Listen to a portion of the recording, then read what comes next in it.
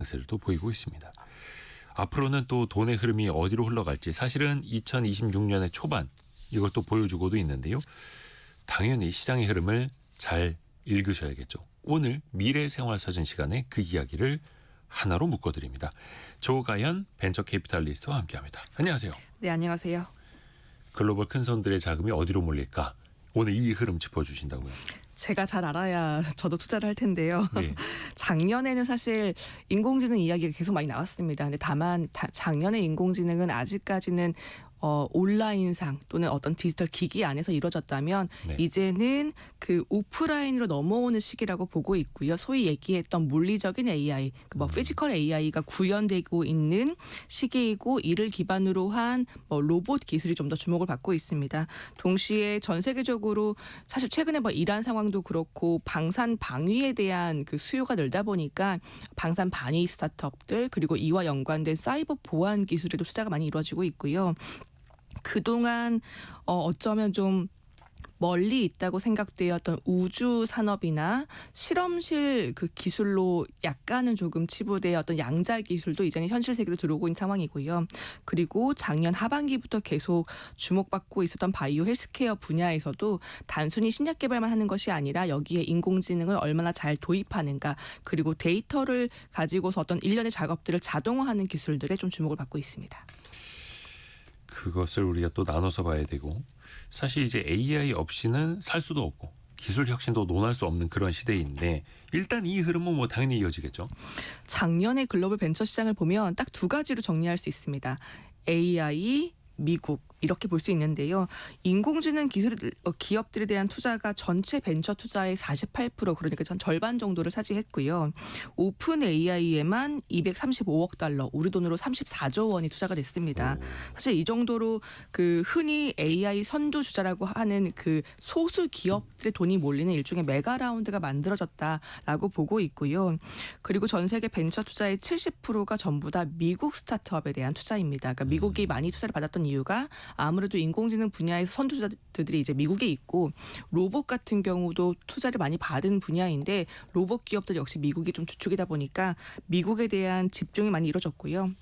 그렇다 보니까 전 세계적으로 소수 기업에 집중적으로 투자하는 투자가 이루어졌다. 그리고 메가 라운드를 받아간 일부 선두 기업들에게 수혜가 있었다라고 보고 있습니다. 오픈 AI가 34조 원 넘게 투자를 받은 거예요? 이게 지난해. 예. 엔트로픽에는 22조 원 몰렸고 XAI에는 11조 원 몰렸고 그러니까 실제로 AI를 잘할 수 있을 것 같은 기업에 대규모 뭉칫돈이 들어간다. 맞습니다. 우리나라 스타트업들은요?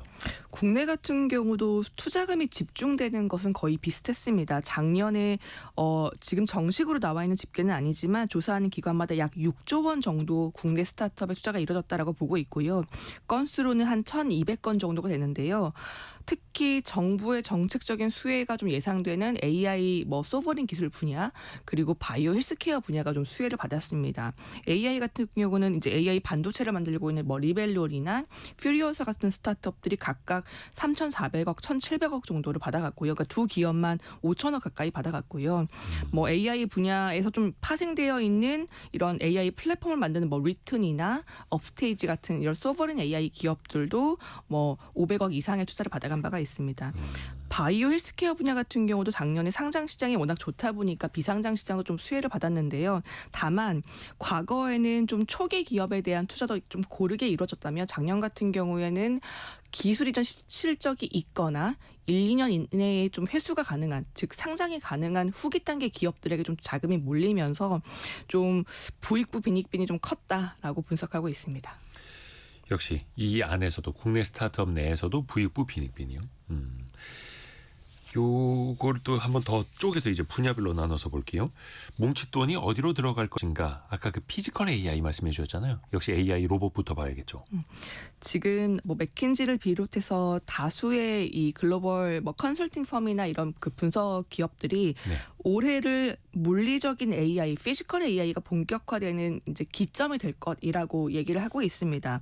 사실 이미 상승세이기도 하고 작년부터 그렇기 때문에 조 단위 기업 가치를 냈던 기업들이 나오고 나오고 있는데요. 예를 들어 피규어 AI 미국의 그 이런 휴머노이드 로봇 스타트업 같은 경우는 작년에 우리 돈으로 한 57조 원 정도의 기업 가치를 인정받았고요. 또 다른 피지컬 인텔리전스라고 하는 것도 우리 돈으로 한 8조 원 정도 기업 가치를 달성을 했습니다. 이게 모두 작년 한 해에 이제 펀딩을 받으면서 기업 가치를 찍은 거고요.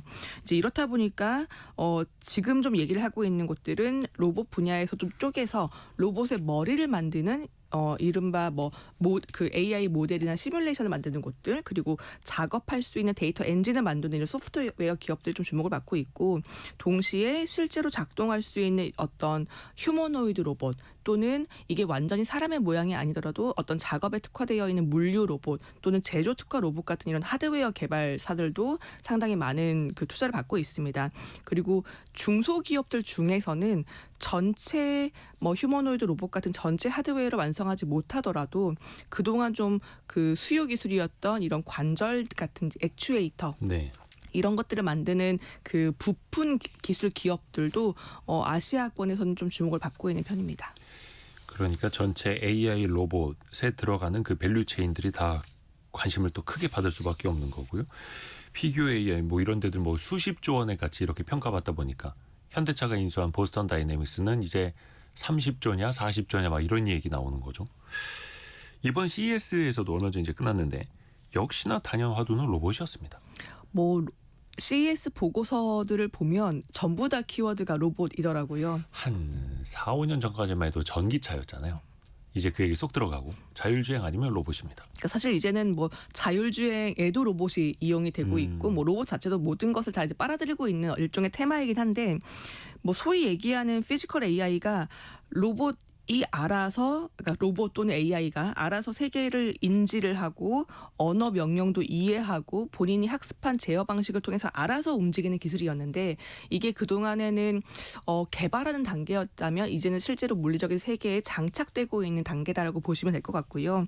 실제로 이번 CES에서 대표적인 상용화 사례가 현대차의 보스턴 다이내믹스 로봇인데, 그 아틀라스라고 불리는 휴머노이드 로봇이 움직이는 걸 보면 정말로 이게 단순히 우리가 어떤 움직임을 할 수 있어요라고 하는 기술적인 시연이 아니라 이제는 현대차가 고려하고 있는 제조나 물류 분야에 어느 현장에 어떤 작업에 들어가서 투입될 수 있는지, 이런 그 상용화될 수 있는 그 실제 사례들을 보여준 게 아닐까라는 생각이 들고요. 그냥 걷는 것뿐만 아니라 걸어서 뭘 쥐고 이동시키고 어디다 갖다 놓고 실제로 당장 쓸 수 있다 이런 것까지 이제 보여줬으니까 시장이 또 깜짝 놀란 거죠. 네, 그렇다 보니까 이번 CES에 참여한 완성차 기업이나 빅테크 기업이나 반도체 기업들 모두 얘기하고 있는 게, 우리는 인공지능 기반의 로봇을 이제는 우리 작업 현장, 우리 서비스 현장에 실제로 투입할 준비가 되어 있다라는 걸 보여주는 시기가 아닌가 싶습니다.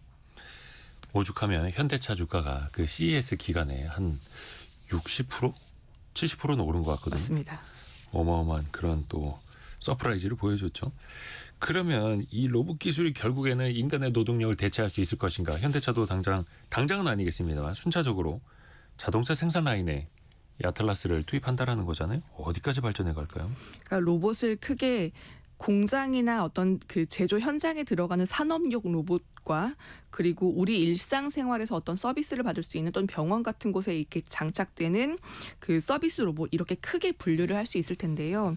서비스 로봇의 수요는 아무래도 경기에 영향을 받을 것이라고 보고 있지만, 산업용 로봇 같은 경우는 장기적으로 피해갈 수 없고 지속적으로 성장할 것이라고 보고 있습니다. 예를 들어서 우리가 항상 얘기하고 있는 노동력 부족이라든지 고령화 문제라든지 또 지역마다의 생산성 격차를 해소할 수 있는 방안은 물론 인간 작업자를 통한 해소도 가능하겠지만 결국에는 자동화가 될 수밖에 없고요. 그리고 이게 계속 지속적으로 안정적으로 돌아가기 위해서는 결국 산업용 로봇이 필요할 것이다라는 얘기를 하고 있습니다.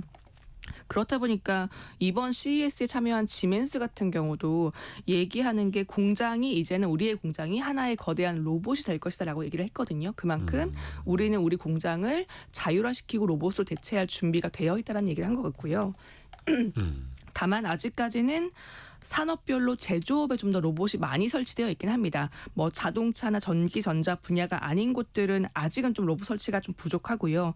그리고 올해 좀 본격화되고 있는 뭐 휴머노이드 로봇이나 AI 에이전트 같은 경우도 도입된다면 더 사람 같은 로봇. 예를 들어 우리가 병원에 갔을 때 간호사 검진을 받지 않아도 또는 의사 검진을 받지 않아도 1차적으로 예진을 해줄 수 있는 어떤 로봇을 만날 수 있고 네.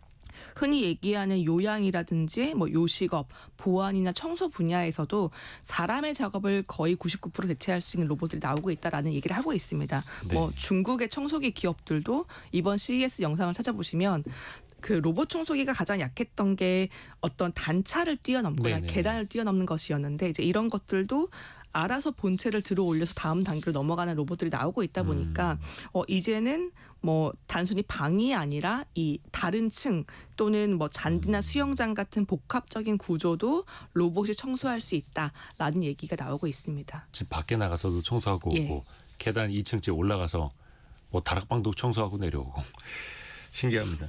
그러면 그 아까 뭐 수십조 원의 가치를 받는 그런 휴머노이드 로봇 만드는 기업들 말고 스타트업들은 또 어디가 주목받고 있어요? 아직은 스타트업들 분야에서 완성되어 있는 로봇이나 휴머노이드 로봇을 직접적으로 바로 개발하겠다라는 곳들은 많지는 않습니다. 왜냐하면 이제 들어가는 기술이 워낙 많다 보니까 좀 난이도가 있고요. 요즘에 이제 소프트웨어 중심으로 접근하고 있는 기업들은 뭐 로봇 파운데이션 모델을 만들겠다. 그리고 로봇 파운데이션 모델 중에 이제 가장 유망하게 쓰이고 있는 기술 중에 하나인 이제 VLA, 그러니까 비전 언어 행동 기술을 만들겠다라는 얘기를 하고 있습니다. 로봇 파운데이션 모델은 우리가 AI 파운데이션 모델을 얘기할 때랑 거의 비슷한데요. 대규모 뭐 데이터들을 모아서 이걸 사전 학습하고 로봇이 알아서 어떤 과제나 명령을 수행할 수 있도록 만들어주는 인공지능 모델을 우리가 로봇 파운데이션 모델이라고 하고요. 네. 그 중에 가장 잘 쓰이고 있는 것 중에 하나가 VLA라고 하는 기술인데 이건 그 로봇이 주변을 비전으로 인식하고 언어로 들어오는 명령도 학습하고요. 그리고 이걸 그 지시를 받아서 요청된 작업, 액션을 할 수 있는 기술입니다. 이 두 가지를 많이 개발하고 있고 사실 이 분야도 이미 구글이나 피지컬 AI 같은 선도주자들이 개발을 하고 있지만 다만 이제 이런 요소 작업들을 뭐 한국 같은 경우는 좀 더 제조업 특화되어 개발한다든지 그리고 그 어떤 특별한 작업에 특화되어 개발한다든지 이런 식의 접근법이 이루어지고 있고 사실 한국 같은 경우는 그동안 뭐 조선이라든지 자동차라든지 제조업 인프라가 워낙 좋았기 때문에 거기에서 수집된 작업 데이터를 우리만의 로우 파운데이션 모델, 우리만의 비전 투 랭귀지 모델을 만들어 보겠다라는 시도가 좀 이루어지고 있습니다. VLA 뭐 이름이 어렵긴 합니다만 보고 듣고 행동하고 자기가 보고 판단하고 누가 명령한 거 그대로 또 행동하고 우리가 영화 속에서 보던 그냥 로봇이에요 다. 네, 그러니까 이게 설명해서 미리 작업값을 주지 않아도 주변에 컵이 보이면 들어서 옮길 줄 알고 뭐 자동차가 오면 피할 줄 알고 이런 것들을 실제로 사람처럼 인식하고 행동하기 위한 모델들이라고 보시면 되겠습니다. 띵동 소리 나서 택배 박스 오면 문 열고 나가서 갖고 들어오고 알아서 시키지 않아도. 예. 로봇도 사실은 뭐 문이 어디에 있고 문을 어떻게 열고 문의 종류가 어떤 게 있고 택배 박스 종류는 어떤 게 있고 사실 이게 또 엄청난 데이터잖아요. 행동 데이터 이거 수집할 수 있는 것도 되게 중요하다 하더라고요. 그러니까 이게 작업 데이터가 굉장히 중요한 게 사람이 어렸을 때 그 어른들의 행동을 보면서 배우는 것과 유사하게 어린이가 어른을 보고 배우는 것과 유사하게 로봇도 충분한 사람의 행동 데이터 그리고 어떤 상황과 환경에서 어떻게 상호작용하는지에 대한 물리적인 데이터 값들이 있어야 본인도 로봇이 어떻게 행동할지 그 학습을 할 수 있습니다. 그렇기 때문에 요즘 같은 경우에는 굉장히 멀티모달 작업들에 대한 데이터를 학습시키고 있고요. 이게 단순히 사람의 그 작업만 학습시키는 게 아니라 실제로 어떤 그 기계를 원격 조작하고 있는 이런 데이터도 학습을 시키고 있고요. 또 가상의 시뮬레이션 데이터도 학습을 시키고 있습니다. 이렇게 해서 실제로 작업 현장의 데이터를 어느 기업 또는 어떤 AI 모델이 가장 많이 가지고 있느냐가 중요해지고 있고 극단적으로 얘기하기로는 AI 모델 자체는 중요하지 않다. 그건 고만고만 비슷비슷하다. 결국 누가 얼마나 실제 데이터를 많이 가지고 있냐가 중요하다라는 평가까지 나오고도 있습니다. 이제 그렇다 보니 요즘에는 대기업들도 우리는 작업 현장에 데이터가 많으니 우리 현장을 가지고 직접 뭐 파운데이션 모델 또는 VLA 모델을 만들어 보자라는 시도를 하고 있고요.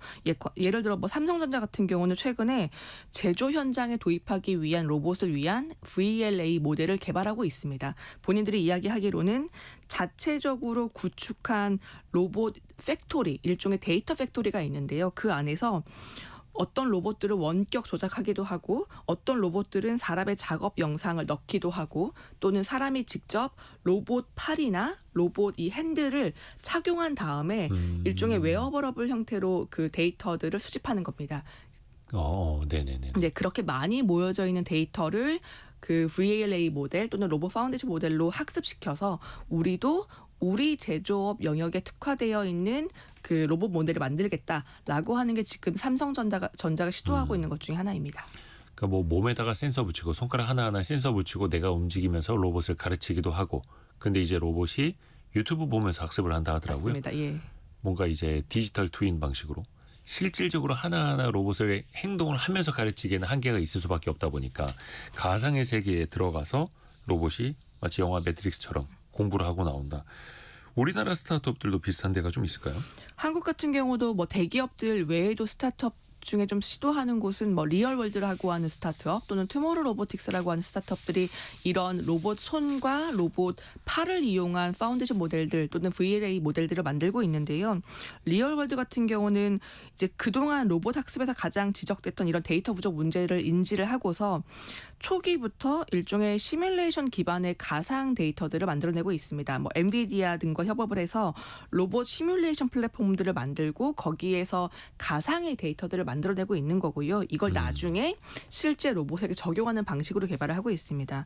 투모로우 로보틱스라고 하는 그 팀 같은 경우는 서울대 창업진인데 여기는 그동안 이제 파트너십을 맺어왔던 제조사나 물류사로부터 데이터를 받아왔고요. 그걸 가지고 일종의 산업 현장에 최적화된 로봇 파운데이션 모델을 만들고 있는 곳 중에 하나입니다.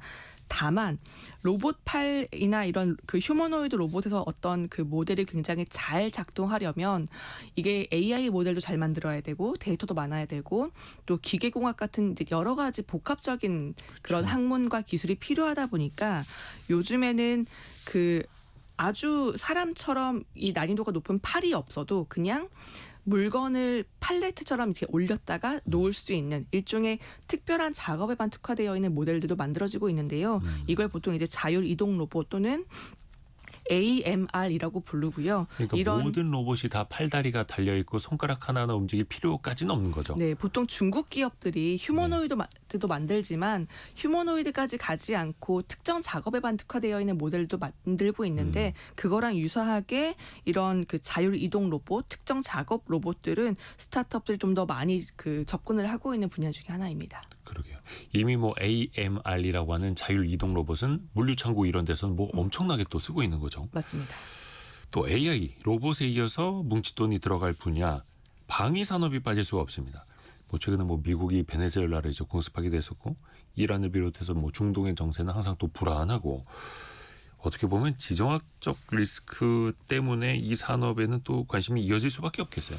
사실 방위 방산 스타트업들이 투자를 많이 받는다는 것이 이렇게 좋은 시그널은 아닐 텐데요. 그렇죠, 이게. 예, 다만 그럼에도 불구하고 워낙 국방비도 증가하고 있고 각자 지정학적인 그 수요 관계가 다르다 보니까 요즘에는 전통적인 이런 방산이나 그 이런 그 방위 기술들 투자를 하지 않았던 실리콘밸리의 주요 VC들도 적극적으로 투자를 하고 있습니다. 왜냐하면 미국 같은 경우는 국방부가 실리콘밸리에 직접 그 국방혁신단이라고 하는 기관을 만들어서 실리콘밸리 안에 있는 이런 AI 기술이나 어떤 제조 스타트업들과 굉장히 밀접한 관계를 맺으면서 협력을 하고 있고요.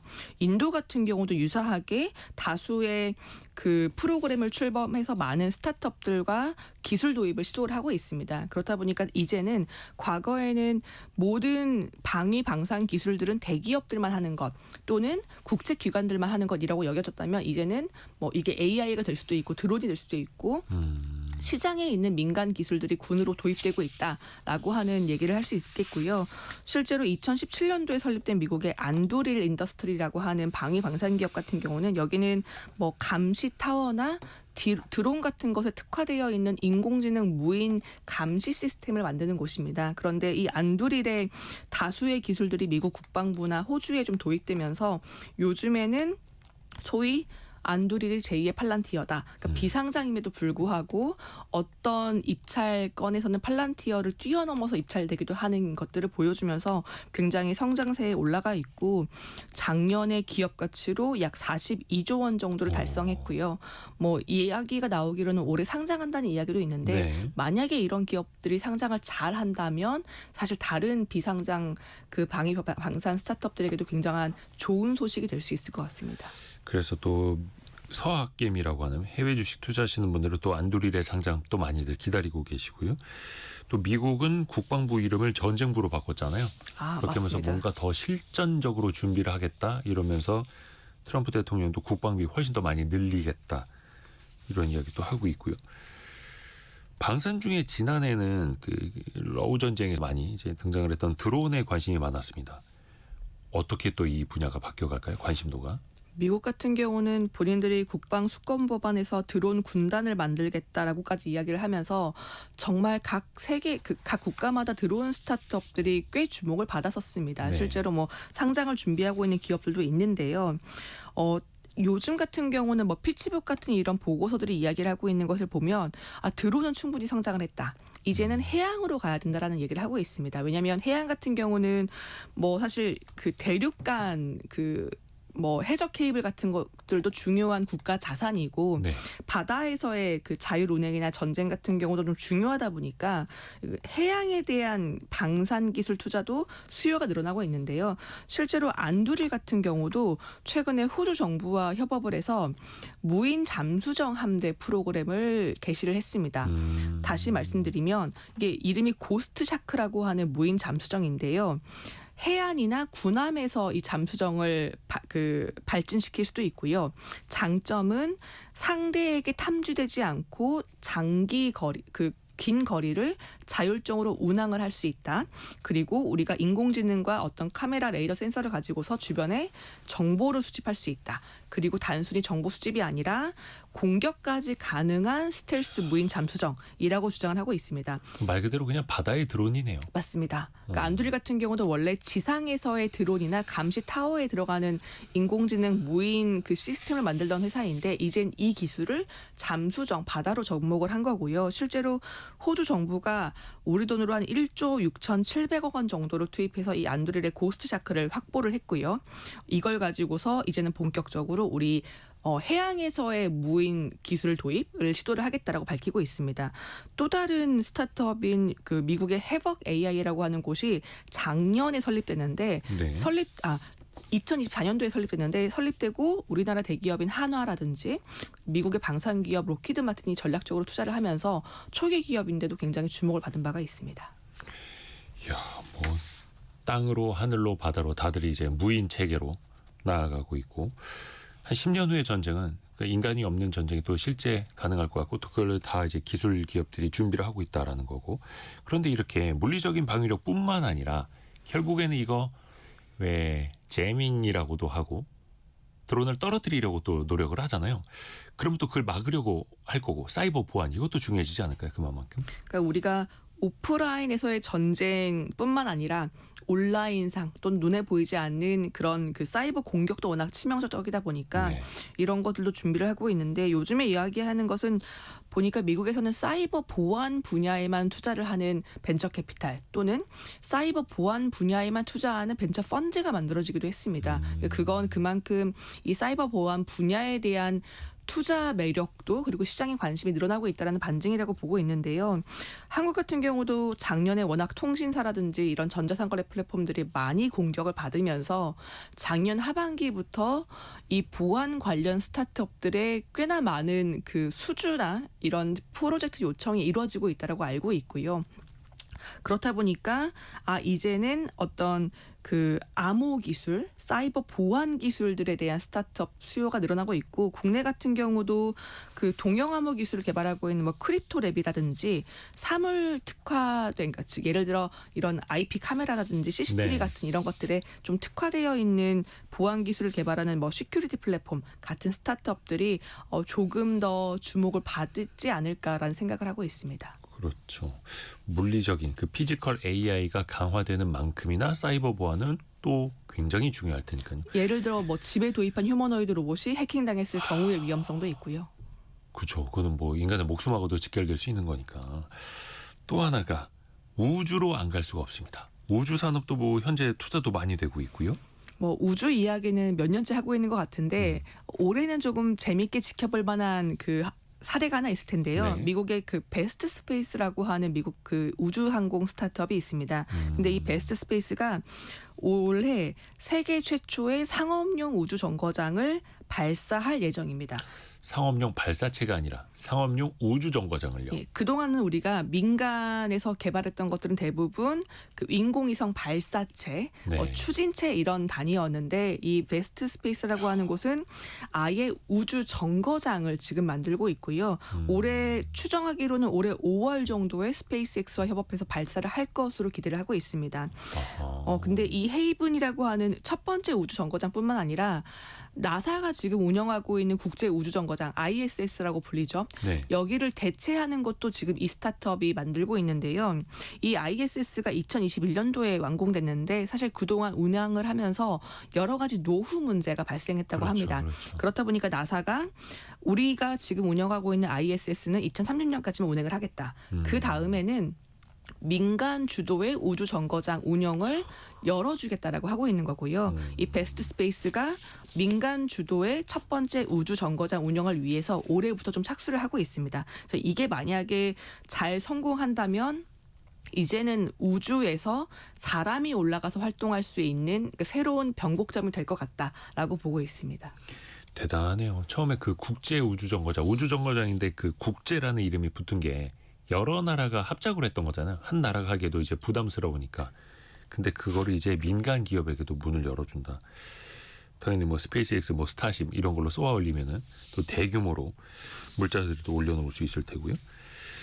우주는 그래도 지구랑 상황이 또 이제 다를 수 있잖아요. 그곳의 특수한 상황을 이용한 새로운 실험도 가능하다고요. 그러니까 우주 정거장을 쏘아 올리면 뭐 인공위성도 그러하겠지만요. 보통 지구 저궤도에 머물고 있습니다. 네. 근데 그러면 여기는 뭐 실내 기압이나 온도나 이런 것들은 지구 환경과 유사하지만 가장 큰 차이는 미세 중력인데요. 그러니까 지구의 중력과 다르게 거의 우주 속에 뭐 자유 낙하를 할 수 있을 정도의 미세 중력이 유지가 되다 보니까 지구에서는 구현하기 어려운 굉장히 독특한 조건이 만들어지는 것입니다. 근데 그래서 요즘에 연구가 이루어지고 있는 것은 이 미세 중력이 우리가 지구에서 실험을 할 때랑 어떤 차이를 만들어내는가를 좀 시도하고 있고요. 예를 들어 반도체 칩을 만드는 것도 지구에서 만드는 것과 우주에서 만드는 것이 어떤 차이가 있느냐.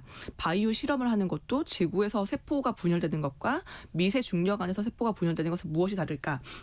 이런 것을 좀 시도를 하고 있는데 물론 이제 국내에서도 반도체 그 생산을 할 때 뭐 진공 그 과정이 좀 들어가기는 합니다만 아예 우주에서 하면 어떨까 이런 식으로. 맞습니다. 그래서 지금 뭐 우리가 쏘아 올리고 있는 위성에도 이런 굉장히 작은 큐브 형태의 그 실험 공간들도 같이 쏘아 올리고 있긴 하거든요. 그런데 만약에 우주 정거장이 만들어진다면 사람이 실제로 그 안에서 직접적인 실험을 할 수 있기 때문에 좀 더 차별적이다라고 보고 있고요. 우주 바이오 기술도 좀 많이 만들어지고 있는데 예를 들어 우리가 어떤 그 항암제를 그 지구에서 만드는데 만약에 100이라고 하는 돈이 든다면 네. 미세 중력에서 만들 때에는 한 70, 80 정도에 만들 수 있다라는 장점이 있다라는 그 연구가 하나 있었고요. 그렇다 보니까 미국 머크 같은 경우는 실제로 그 국제 우주 정거장 그 미세 중력 환경에서 본인들이 개발하고 있는 항암제를 주사형으로 만들면서 동시에 생산량을 늘릴 수 있다라는 데이터를 발표한 적이 있고요. 플로리다의 한 대학은 8가지의 미생물종을 미세 중력 환경에서 배양을 하면서 동시에 원래 이 미생물들이 가지고 있던 비타민 함량보다 좀 더 개량되어 있는 생산 능력을 가진 미생물을 만들어낸 적도 있습니다. 국내 같은 경우도 뭐 미세중력에서의 어떤 신약 개발을 대행해주는 스타트업도 등장하고 있어서 이제는 우주 경제라고 하는 것이 단순히 인공위성을 쏘아 올리고 발사체를 쏘아 올리는 것이 아니라 그 안에서 어떤 실험을 하고 농사를 짓고 바이오 그 분야까지 확장할 수 있는 굉장히 폭넓은 개념이다라고 이해해야 될 것 같습니다. 아까 우리 피지컬 AI 로봇 이야기할 때도 그 학습 데이터가 진짜 중요하다고 이야기했잖아요. 예를 들어서 현재 피지컬 AI 휴머노이드 로봇이 실제 학습하는 게 아니고 온라인상에서 가상으로도 이제 막 학습해서 데이터 양을 늘려가고 있는데 우주에서의 어떤 데이터를 알고 있다면 우주 가지 않고도 실험할 수 있는 효과가 나타날 수도 있지 않을까. 우주 데이터는 어떨까요? 지금 가장 많이 쓰이고 있는 게 우주에서 지구를 관측하는 지구 관측 데이터 시장이 가장 빠르게 커지고 있고요. 네. 예를 들어 뭐 기후 변화가 어디 있는지 자연재해에 대한 데이터, 농업 같은 경우도 위성으로 어떤 농경지를 촬영해서 실제로 올해 수확량이 얼마나 될지를 예측하는 데이터 이런 게 좀 쓰이고 있고요.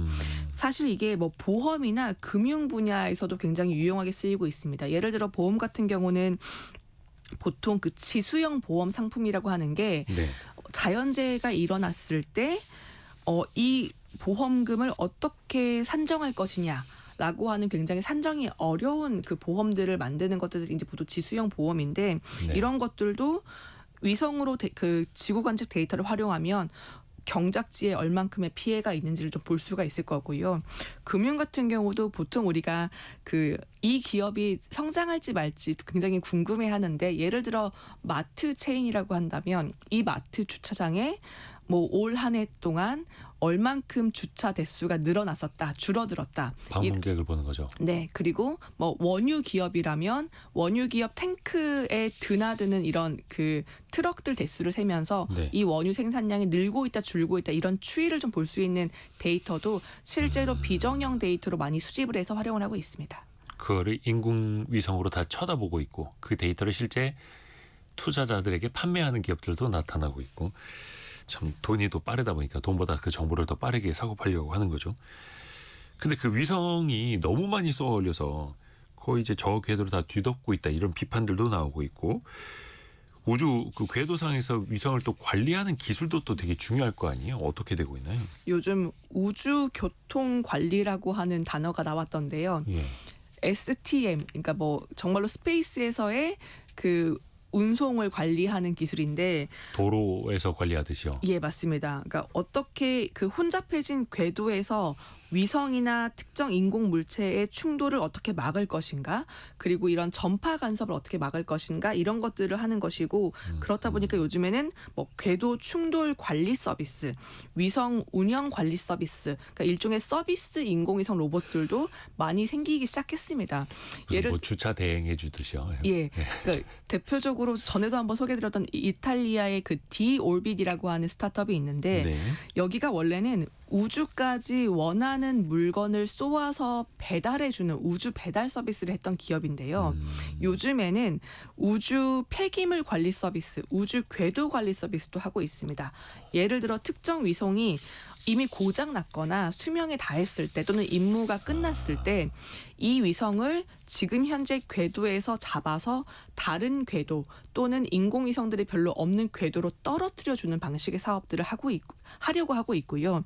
이런 것들이 가능하다면 이제는 우주상에 몇만 개 이렇게 즉 표류하고 있는 우주 폐기물 또는 수명에 다한 인공위성들을 좀 더 그 잘 관리할 수 있지 않을까라는 기대감을 가지고 있습니다. 그 송중기 씨 나왔던 영화 승리호가 그런 내용이더라고요. 우주 쓰레기를 이제 회수해주는 그런 뭐 비행선 왔다 갔다 하고 이제 그런 시대까지도 이제 가고 있다는 겁니다. 네.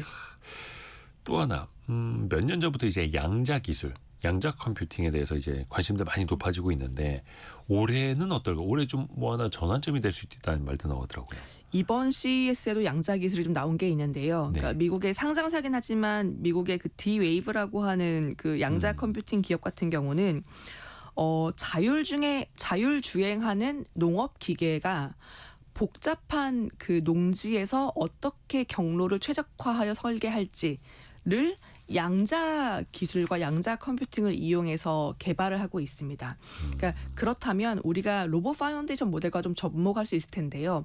어떤 자율운행 기술이나 자율운행 모빌리티, 로봇 이런 것들이 네. 사실 내 동선과 작업을 최적화할 수 있는 사고 방식을 해야 되는데 이걸 사람처럼 단기간에 직관적이고 그 경험적으로 잘 판단하려면 많은 계산값이 필요하고요. 그 많은 계산값을 빠르게 기존의 컴퓨터보다 더 빠르게 처리할 수 있는 기술은 이제 양자 컴퓨팅이라고 부르는 네. 기술이고요. 그렇다 보니까 올해 같은 경우는 본격적으로 양자 컴퓨터 사용이 좀 시작이 되면서 양자 컴퓨팅, 양자 통신, 양자 센서 이런 3대 축이 우리 일상 속의 기술로 좀 접목되기 시작할 것이다라고 보고 있는 게 뭐 맥킨지나 여러 양자 컴퓨팅 기업들이 이야기하고 있는 내용 중에 하나입니다. 근데 이게 참 양자 기술이 빠르게 진화하는 것도 참 반갑긴 합니다만 분명히 반갑지 않은 부분도 많을 거예요. 많은 것들이 또 달라질 수밖에 없잖아요. 예를 들어 뭐 지금 암호화폐 같은 시장들은 양자 기술이 이제 본격화되면 그 복잡했던 그 암호체계. 채굴 과정이 네. 좀 더 쉬워질 것이고 그러면 사실 지금 같은 어떤 희소성을 갖기는 어려울 것이다라는 얘기는 나오고 있고요. 그럼에도 불구하고 뭐 신약을 개발을 하거나 어떤 공급망을 최적화하거나 로봇이라든지 인공지능에 대한 개발을 최적화하는 기술들에는 양자 컴퓨팅의 어떤 속도가 분명히 혜택을 줄 것으로 보고 있어서 그 안 좋은 부분보다는 좀 더 혜택받을 시장이 많지 않을까라는 조심스러운 추측을 해봅니다. 그러게요. 뭔가 개발의 속도, 신약 개발 속도도 양자 기술로 인해서 훨씬 더 빨라질 수 있고 하면은 긍정적인 부분도 이제 기대가 되는 거고요. 그 신약 개발 이야기도 했는데 사실은 바이오, 헬스케어 분야도 어떤 기술이 많이 발전할수록 인류에 또 기여하는 바가 크고 이쪽에도 또 뭉치돈이 계속 들어갈 수밖에 없겠죠. 그러니까 인공지능 기반의 신약 개발이 작년부터 실제로 뭐 임상에 들어가기도 하고 좀 주목을 받았는데 네. 대표적인 사례가 그 미국의 인실리코 메디슨이라고 하는 기업입니다. 여기가 AI 신약 개발 기업인데 미국과 홍콩에 함께 본사를 두고 있고 이달 초에 홍콩 증권거래소에 상장을 했는데요. 상장하면서 공모로 모은 돈이 우리 돈으로 한 4,200억 원 정도입니다. 그러니까 홍콩에 상장한 바이오 기업들 중에서는 가장 큰 금액을 모았고 여기가 자신들의 인공지능 플랫폼을 통해서 발굴한 약물이 이제 임상 이상 시험이 완료가 됐거든요. 그러니까 이때 데이터가 나온다면 이제는 인공지능 기반의 약물 설계가 단순히 어떤 컴퓨터 속의 그게 아니라 사람 몸속에 실제 임상을 해도 유효하구나라는 것들을 입증해 줄 것으로 보고 있고 이제는 인공지능 기술이 단순히 약의 어떤 구조만 만들어주는 게 아니라 실제로 세포에 대한 가상 데이터를 만들어주기도 하고 우리가 실제로 어떤 임상 환자를 모집하기 전에 우리는 어떤 환자들을 모집하면 좋을까라는 가상 환자군을 만들어주는 어떤 R&D 전반에 쓰이고 있어서 기술에 대한 혁신들이 분명히 바이오 헬스케어 분야에도 그렇죠. 접목되어 혁신되고 있구나라는 것들을 좀 체감할 수 있는 시기가 다가온 것 같습니다. 그리고 최근에는 엔비디아랑 일라일릴리가 신약 연구소로 공동으로 설립하겠다 이런 또 어마어마한 발표를 하기도 했었고요. 맞습니다. 기술과 기술이 만나서 또 어떤 결과를 내는지 계속해서 또 우리가 들어볼게요. AI 로봇, 방위산업, 사이버 보안, 우주산업, 양자기술, 바이오 헬스케어까지 맥을 쭉 짚어봤습니다. 조가연 벤처캐피탈리스트였습니다. 고맙습니다. 네, 감사합니다. 라디오 정보센터 다녀옵니다.